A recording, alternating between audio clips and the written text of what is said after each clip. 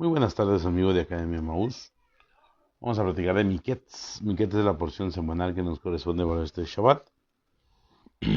Como recordarán, para aquellos que celebran Hanukkah, ya ahorita a esta hora ya no es Hanukkah, ya terminó. Miketz significa al cabo de, y es en relación al cabo de los 2 años que Yosef tuvo que esperar para que el jefe de los escanciadores o el copero, como normalmente se conoce, se haya acordado de él. Sucediera el episodio en que él le habla al faraón de que había un varón hebreo que podía interpretar los sueños. Ya sabemos, no huelga decir que hay infinidad de comentarios que se pueden extraer de una llena para allá, de una porción semanal. Es infinidad la aplicabilidad que tiene la Torah y es maravilloso, eso es bueno. El problema radica cuando se quiere usar para esclavizar a las personas, para someter las almas de las personas y la mente de las personas y manipularlas para extraerles su dinero, engañarlas, ¿verdad?, con una identidad que no tienen, o engañarlas en llevarlas a una espiritualidad que no existe. Ese es el problema. De ahí se puede aplicar el comentario de la Torah, se pueden extraer mensajes, consejos en cuanto a la psicología, a la psiquiatría, a la política, a la legislación, al comercio, todo. La Torah es maravillosa en ese sentido. Pero, como les digo, siempre y cuando no se esté engañando a las personas. Y lastimosamente, la inmensa mayoría de grupos es lo que está haciendo. Pero bueno, eso es. La gente no la tiene a la fuerza. La gente le gusta estar ahí. Nos hablamos de la doctrina del Mesías Yeshua y no les interesa, ¿verdad? Entonces, ya vimos en el comentario por escrito, sacamos un desarrollo ahí más profético, escatológico, en cuanto a los símbolos, la simbología que nos presenta esta parasha. Pero vamos a tocar un punto distinto en la cápsula. Siempre nos gusta que como complemento tocar un punto distinto al que tocamos en el comentario escrito. Esperamos poderlo hacer.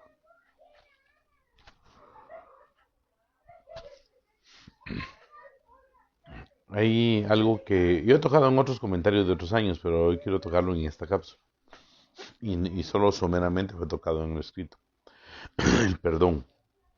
Joseph tenía que haber perdonado a sus hermanos para no ser esclavo de ese odio, de ese rencor que pudiera haberles tenido por todo lo que le hicieron. O sea, según vimos los relatos anteriores, Joseph lloraba, implorando que no lo mataran, que no lo echaran al pozo, que no lo vendieran, que lo dejaran regresar con su padre.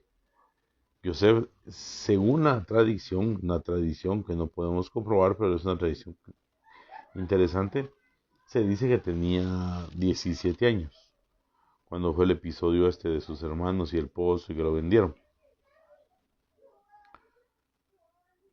Entonces, era un muchacho que no se había enfrentado a los duros reveses que da la vida y con el cuidado excesivo de su padre, pues menos. Lo protegía demasiado, la túnica simboliza que no lo ponía a hacer tareas físicas, mientras que a sus hermanos mayores sí. Y sí es normal en nuestro tiempo que cuando hay un hermano que parece ser el consentido o es el consentido, los demás hermanos se ponen molestos. ¿Cuánto más no va a ser en ese tiempo que Yosef se pavoneaba, todavía pasándoles por la cara los sueños que él tenía de que iba a gobernar sobre ellos?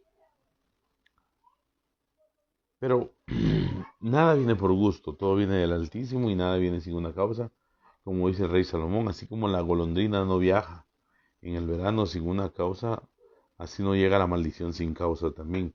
Todo lo que nos acontece es porque lo merecemos. En algún momento hicimos algo que provocó que lo mereciéramos. No podemos decir lo contrario entonces de Yosef.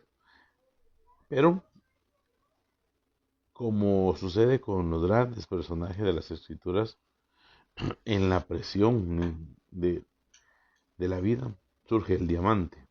En el crisol de la vida surge el oro más refinado. Entonces Yosef demostró que estaba hecho de un material puro. Demostró por qué Jacob, a él, era el que le había encomendado los secretos de la espiritualidad. Recordemos que Rubén se acuesta con su madrastra Bilham, y esto la religión judía lo oculta. Dice que solo desarregló la cama. No va a perder la primogenitura alguien solo por desarreglar la cama. O sea, hay que tener dos dedos de frente como mínimo para entender que lo que Rubén hizo fue tener relaciones con su madrastra. Y eso lo confiesa el mismo Rubén en el testamento de los 12 patriarcas. Entonces, a raíz de eso pierde la primogenitura. Y la primogenitura en ese tiempo significaba el ser la cabeza o el rey entre sus hermanos, tener el sacerdocio y conocer los secretos espirituales. Recordemos que la Kabbalah no existía en ese tiempo. Alguna vez tal vez nos equivocamos diciendo que existía y pedimos disculpas por eso. No existía en ese tiempo. Eh, Supuestos cabalistas nos quieren hacer creer que ya existía, pero pasa lo mismo. O sea, cuando surgió el Hasidut, le querían hacer creer a todo el mundo que todos eran hasídicos, que Aarón tenía peyot y que con las guedejas balanceaba a los sacerdotes que se iban consagrando. O sea, todo grupo que sale quiere hacerle creer al mundo que ya existía desde antiguo. Así fue con los fariseos. Los fariseos, bueno, los fariseos a una gran mayoría le han hecho creer que de verdad ellos vienen de Moshe con la Torah ahora, pero no hay cada quien lo que quiera creer. Como dice una amiga, hay cada quien, lo que quiera creer. Si alguien quiere creer que de verdad ellos vienen desde Moshe, pues, o sea, así son felices, ¿no? Ya sabemos que los fariseos vienen después del exilio Babilonia y Persia, antes no existían. Eh, entonces también sucede esto. No, los grupos tienen ese problema. Todo quieren readecuarlo a lo que ellos conocen ahora, a lo que ellos entienden. Como les digo, van con algún supuesto cabalista. No es que la Kabbalah, es que Moshe sabía Kabbalah, es que Salomón sabía Kabbalah, eso no existía. Lastimosamente la Kabbalah viene de la Edad Media. Como dicen, no me gusta guardar la fiesta a nadie, pero pues, se tenía que decir y se dijo. La Kabbalah viene de la Edad Media. Había misticismo en otros pueblos, o sea, todas las religiones y creencias de muchos pueblos antiguos eran mistéricas, de misterios. La religión babilonia, la religión persa, incluso la religión persa fue la primera que habló del monoteísmo, de la unicidad de Dios. Eh, bueno, otras creencias. A mí se me escapa ya eh, de mi mente, me van a cuidar toda la información. Pero esas eran religiones de misterios, así se llaman, porque practicaban un misticismo, misterios. Pero no quiere decir que haya sido Kabbalah. Como les digo, o sea, uno quiere, de verdad, uno cuando está emocionado con la religión quiere, como dicen, solo falta que pongan un altar a los maestros que le están explicando algo contrario a lo que le explicaban en su creencia anterior, ¿verdad? Entonces, pero uno tiene que, gracias a Dios, saber poner los pies sobre la tierra. Y en ese tiempo la Kabbalah no existía. No van a creer de aquellos que dicen que por la Kabbalah Yosef interpretó los sueños del faraón. No existía. No existía. Si mucho podríamos decir que Yosef, usando los sistemas egipcios de interpretación de sueños, los interpretó. Podríamos decirlo, pero yo entiendo que Jacob le enseñó sus propios sistemas de interpretación. Caso contrario a Moshe, que Moshe todo lo hizo por la enseñanza egipcia que ya tenía. Entonces, Yosef al fin se presenta ante el faraón y a mí no me cabe la duda, esto esto es solo mi opinión, como diría Pablo, esto lo digo yo, no el Señor. Yo no dudo en que Yosef ya había perdonado a sus hermanos, se había limpiado de ese lastre, de esa cochinada, del odio, de la amargura, del rencor, porque un corazón que tiene odio, amargura, rencor, que hay rencillas, no olvidan. Vamos a perdonar, pero no olvidamos. Nah, hay que olvidar. Para perdonar hay que olvidar. Un corazón que vive con esa sociedad no puede prosperar. Una nación que vive con el odio y el rencor de un evento que pasó hace más de unas décadas no puede prosperar, espiritualmente hablando. Hay gente que es multimillonaria, pero espiritualmente están vacíos, están en la oscuridad, en las tinieblas, porque no logran perdonar. No olvidan el rencor, no olvidan la rencilla, no olvidan la ofensa. Eso ya no tiene que ser nido en nuestros corazones. El guardarle un lugar a la rencilla, al odio, al rencor, eso solo es similar a la sociedad de los animales, que solo la escondamos.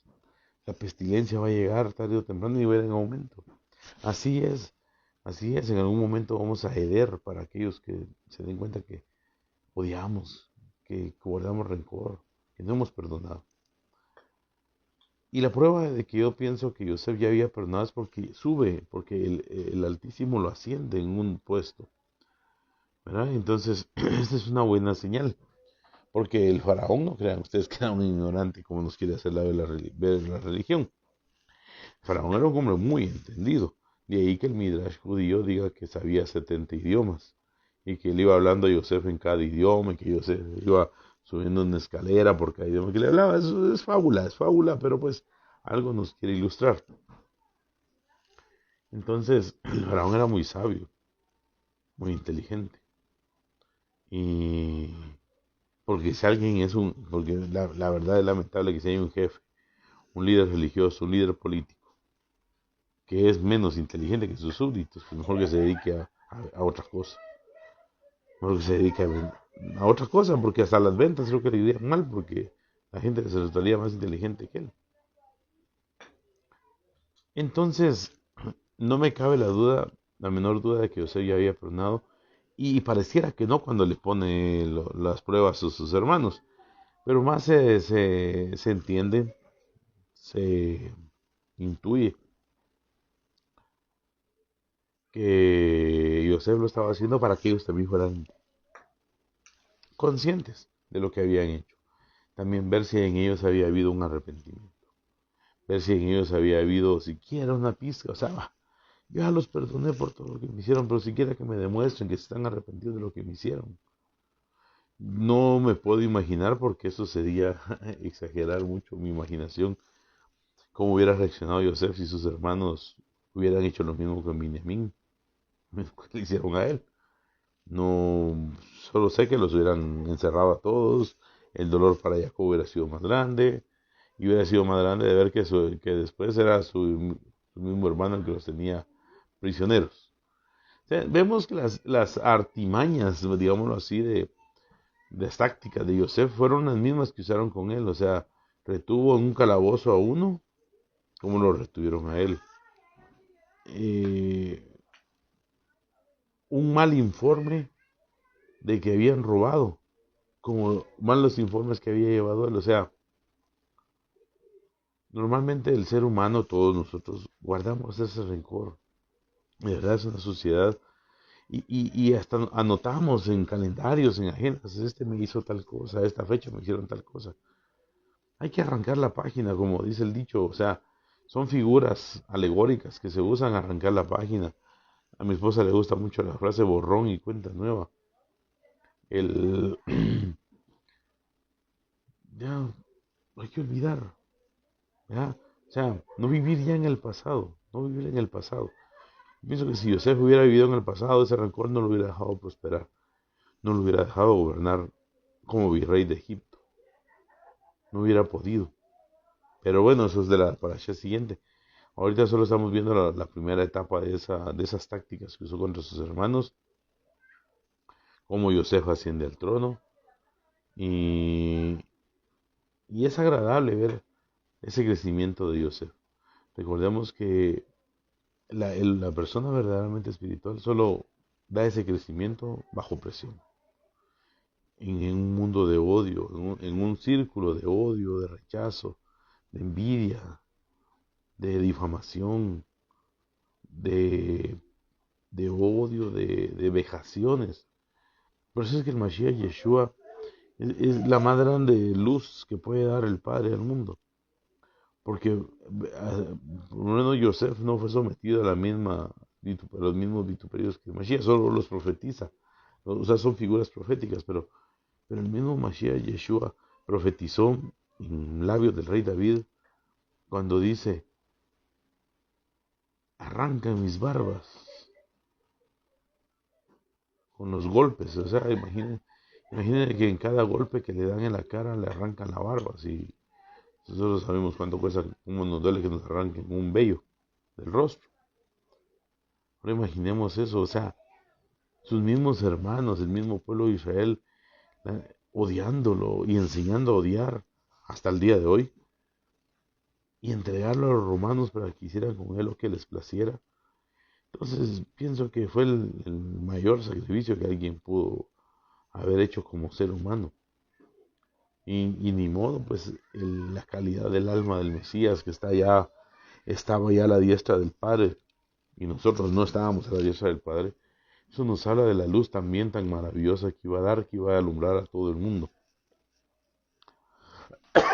aún a las naciones gentiles más bárbaras, más salvajes, ha llegado su mensaje. O sea, por el medio que ha llegado el Altísimo es el que lo hace todo. Porque si no hubiera sido por el cristianismo, la iglesia de Yeshua, de Jesús, el mundo no supiera. Sus detractores dentro del mismo pueblo judío hubieran hecho que se borrara. Incluso, o sea, la gente dice el nombre que los judíos quieren que digan de él para que su nombre sea borrado. Y el nombre de los rabinos que lo desean se borra, y el nombre de Yeshua permanece por los siglos de los siglos también. Como fue profetizado por el mismo Padre que iba a permanecer el nombre de su Hijo. Pero el Mashiach también es, o sea, si Yosef nos enseña el perdón, el Mashiach Yeshua nos lleva a un nivel pareciera sobrehumano. Lo están matando, lo están vituperando, lo están lacerando. Cuando pide agua, cuando él dice que tiene sed, o sea, no pide agua, perdón, cuando dice que tiene sed, según un análisis que se ha hecho así exhaustivo, un estudio, no hay pruebas, pero es un estudio que se ha hecho, se dice que le acercan una esponja empapada en vinagre. Y eso parece normal, o sea, es una esponja empapada en vinagre porque dijo que tenía sed y lo ácido le iba a calmar la sed. No, no, no. Al parecer no es un hisopo con el que se untaba la sangre, se salpicaba, muchas cosas de lo sagrado. No es un hisopo, hay que entender que era una esponja. Y la teoría que existe, muy, muy, muy interesante, es que eran las esponjas que usaban los romanos, los siervos de los romanos, de los grandes emperadores y todo eso, tenían siervos en los sanitarios públicos con una esponja que le limpiaban el trasero, empapada precisamente o en vinagre o en agua con sal. O sea, ese era el papel higiénico de la época romana. Entonces la teoría indica que esta esponja que le acercan al Mesías Yeshua era una esponja que precisamente utilizaban para limpiar el trasero de los romanos. Y se le acercan empapada con vinagre. Es una teoría, y es muy interesante por el entorno en que se está desarrollando la crucifixión. Imaginemos, vaya, y aún así con todo eso, nuestro santo Rabí Yeshua, el Mesías, lo que exclama es: Padre, perdónalos porque no saben lo que hacen. Obviamente una persona que ya perdonó puede decir eso. Así es de que, adicional al comentario por escrito, espero que este sea un buen consejo para nuestros oyentes. Si hay alguna pregunta y la sabemos, la podemos contestar. Y si no, pues bendiciones para todos. Shabbat Shalom.